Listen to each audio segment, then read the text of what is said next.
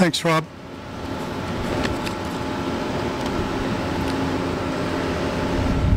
Whoa. I didn't even last a minute.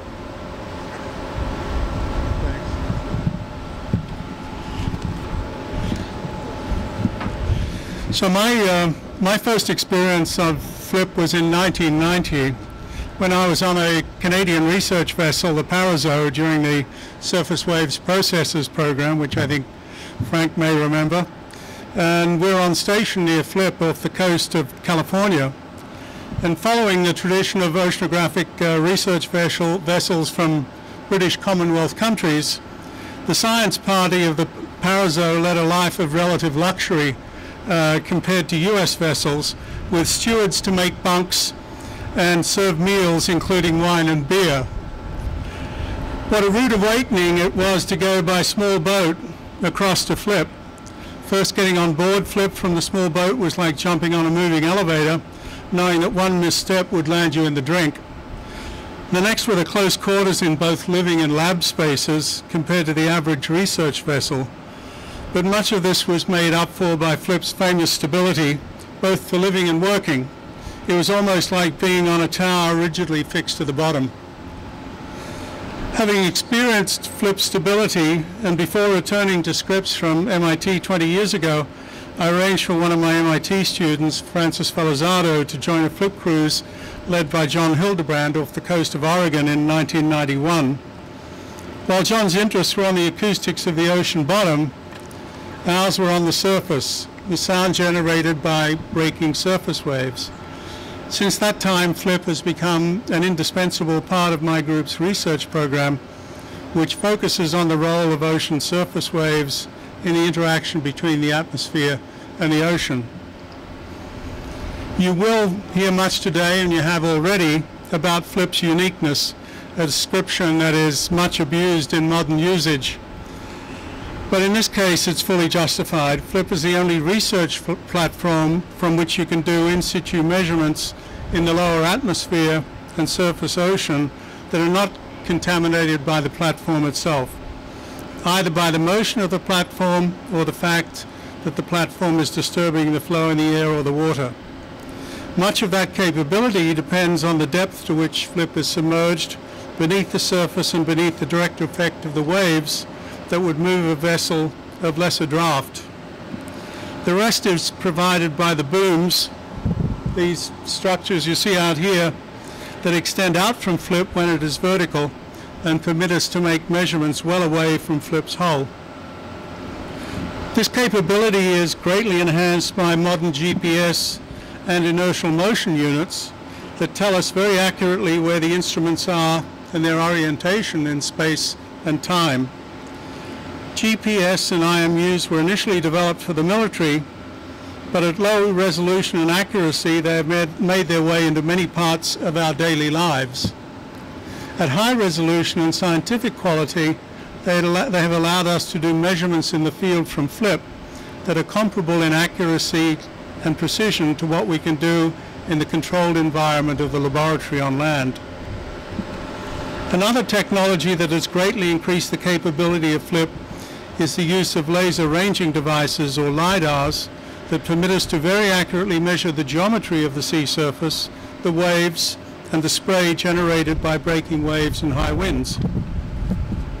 By sending short pulses of laser light from Flip to the surface and back, we can measure the time of flight and therefore the distance to the surface, just like a police laser gun.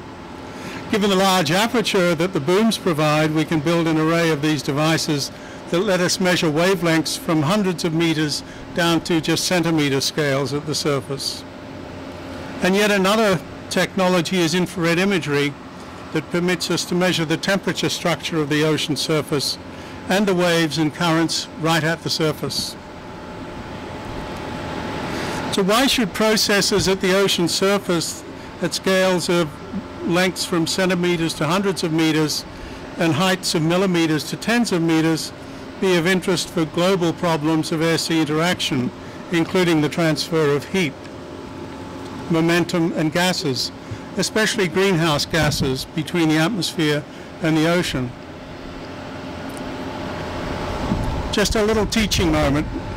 The significance of the operation for climate can be represented by one simple fact, which is that the heat capacity of the first 2.5 meters or 8 feet of the ocean is equivalent to that of the whole atmosphere above. This means that the heat it takes to warm the first 2.5 meters by 1 degree is the same as that required to heat the whole atmosphere above by 1 degree. Or we could heat 25 meters by 1/10 of a degree, or 250 meters by 100th of a degree. Recent predictions of global warming suggest that the atmospheric temperature will in fact rise by about 1.3 degrees centigrade or 2.3 degrees Fahrenheit in the next century. One of the most significant measurements we have made from FLIP concluded that the surface wave motion can contribute as much to the heat balance in the atmosphere as the dominant greenhouse gases, which is of the order of about 1 watt per square meter. Now that is equivalent to about 100 standard 60-watt light bulbs spread over the area of a football field, or about 4 60-watt light bulbs in a 2,500 square foot house. And you can go on. Consequently, as we develop more accuracy in our estimates of the radiative balance of the atmosphere, we'll have to take into account the role of surface waves in the heat transfer.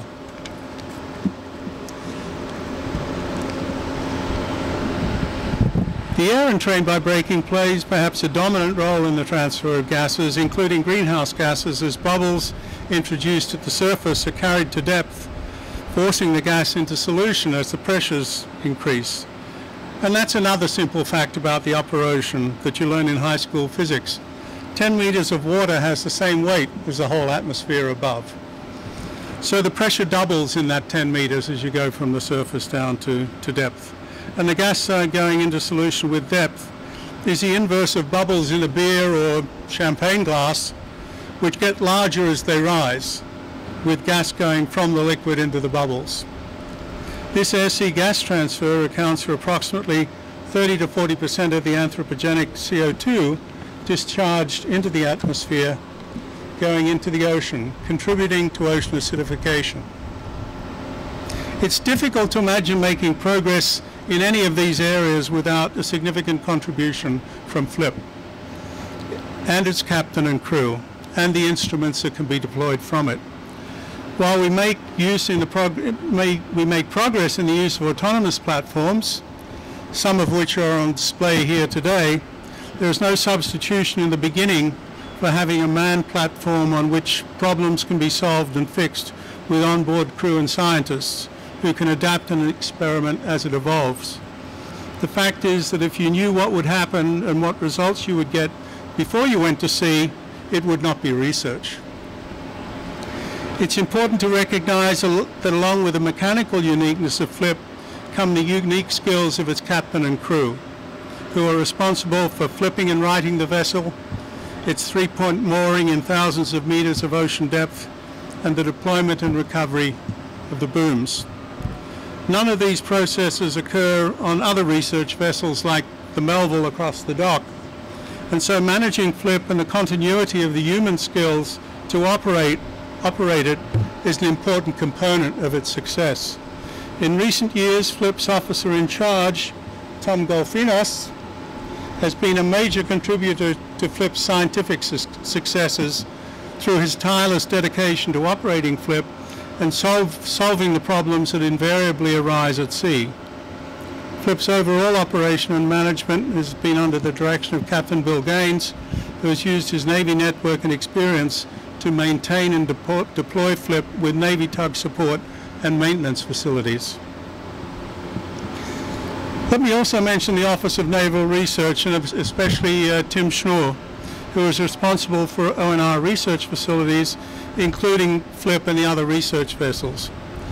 In recent years, Tim has overseen deployment and maintenance of FLIP and the replacement of its booms that had reached their useful life.